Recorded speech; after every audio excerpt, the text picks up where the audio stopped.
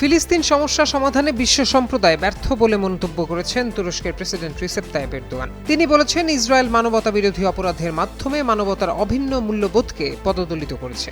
ফিলিস্তিনের গাজায় চলমান মানবিক বিপর্যয় বর্তমান আন্তর্জাতিক ব্যবস্থার ব্যর্থতাকে স্পষ্টভাবে সামনে এনে দিয়েছে। এখন প্রয়োজন বৈশ্বিক শাসন ব্যবস্থার সংস্কার।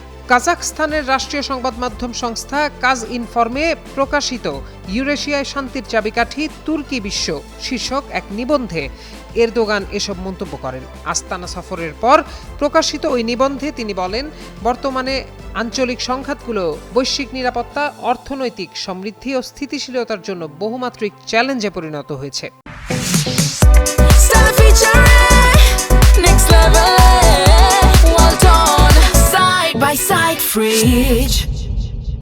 এরদোগান বলেন, গাজার ধ্বংসস্তূপ আজ বর্তমান বিশ্ব ব্যবস্থার ভয়াবহ ব্যর্থতাকে নগ্নভাবে সামনে এনে দিয়েছে। নিরীহ শিশুদের কান্না, মায়েদের আর্তনাদ আর ধ্বংস হয়ে যাওয়া ঘরবাড়ি বিশ্ব বিবেককে নাড়া দিচ্ছে প্রতিদিন।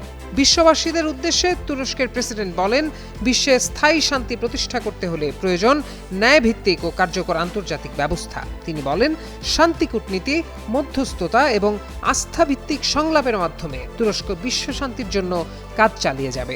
তুর্কি প্রেসিডেন্ট আরও বলেন, ভূরাজনৈতিক প্রতিদ্বন্দ্বিতা, জ্বালানি সরবরাহে বিঘ্ন এবং আর্থিক অস্থিরতার কারণে বৈশ্বিক ব্যবস্থা কঠিন চাপের মুখে রয়েছে। কৃত্রিম বুদ্ধিমত্তা ভিত্তিক পরিবর্তন এই ভঙ্গুরতাকে আরও বাড়িয়ে তুলছে। তিনি স্মরণ করিয়ে দেন, 2014 সালে জাতিসংঘ সাধারণ পরিষদে দেওয়া তার পৃথিবী 5-এর চেয়ে বড় বার্তাটি আজ আরও বেশি প্রাসঙ্গিক।